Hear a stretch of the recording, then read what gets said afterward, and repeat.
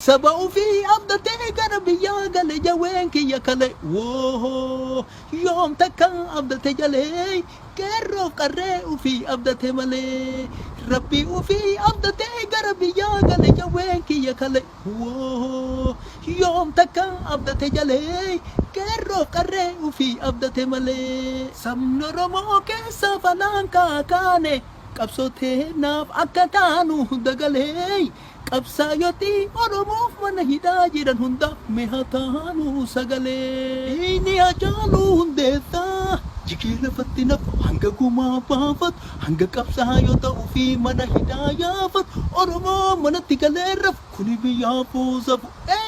gaafa guyyaa beellama wajji beellamanni beellama guyyaa kudha lama walirraan deessinu jamaa beellamni gootaa kabajamaa keessattuu beellamni ammaa kun isa cimaa bakka jirtanii waliin nuuf himaa jawaartu dhibamaa akka waan jedhatti summii nyaachifteettu dubbata isa dura rabbiin isaanuu haa godhu dhabamaa itti muddi